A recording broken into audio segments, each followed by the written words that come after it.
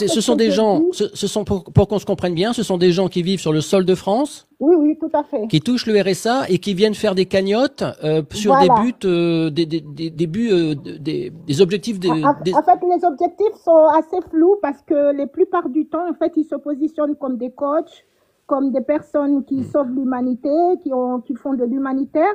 Mais dans la réalité, ils font des cagnottes plus ou moins déviées. Dès qu'il y a un mort, dès qu'il y a un événement en Afrique et tout ça, et puis deviennent vraiment les activistes. Hein. Et puis dans la réalité, ce sont des cagnottes qui sont détournées. Et D'accord, quand ce sont nous, des escrocs, quoi. oui, Appelons-les, c'est voilà, appelons vraiment un chat. un réseau pour moi de brouteurs Oui, voilà, et qui oui. sont vraiment spécifiques sur ça parce que je peux vous donner un exemple type. Il y en a qui vont jusqu'à 40 faux profils. Ah oui.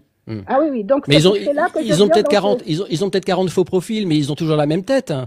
Donc, Non, mais justement, ils ne sont pas comme vous ou moi, qu'on peut se voir ou regarder nos articles et tout. Ils montent et puis ils gagnent la confiance des gens. ah oui, Ils ont la d'accord. bonne parole et puis résultat de course, ben, tout le monde s'embarque dedans. D'accord. Ils vont jusqu'à Donc en fait, ils ont la prétention de vendre une bonne cause pour qu'on participe à une cagnotte, mais cette Mhm. cagnotte, elle est pour leur usage personnel et c'est de l'escroquerie, c'est Et le ça? réseau, oui, et un réseau bien organisé. Ça, c'est la première des choses. Ouais. Et quand Mais il ce y a réseau, des, attends. Ce réseau, c'est quoi? Il nourrit qui et il nourrit quoi? Ben, je vais donner un exemple concret. Il y a une dame qui a perdu, je donne la thématique de Alexandra.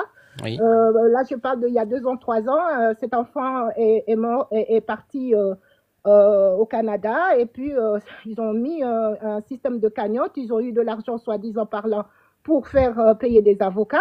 Et ils ont gagné beaucoup d'argent, plusieurs argent. Il y a les cagnottes officielles qui peuvent aller jusqu'à 26 000 dollars, 26 000 euros, et d'autres qui peuvent aller jusqu'à 1 million parce qu'il y a des consultations fermées.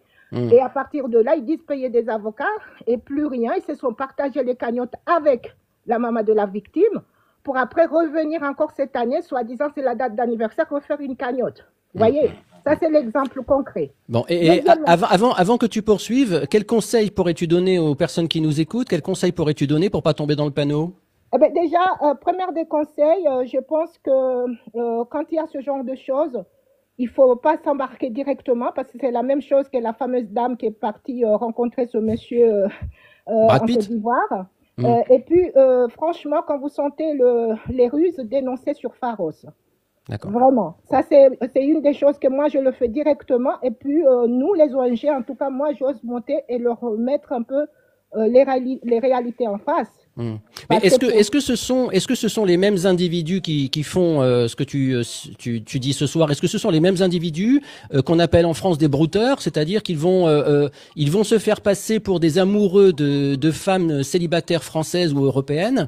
Ils vont leur vendre monts et merveilles en leur disant qu'ils sont amoureux d'elles au détriment de leur portefeuille. Est-ce que ce sont les mêmes individus? C'est la même. alors, moi, je pense qu'il y a plusieurs secteurs. Il y Hmm. a ceux qui font ce rôle-là, il y a ceux qui se positionnent comme des sauveteurs, hein, c'est-à-dire des humanistes.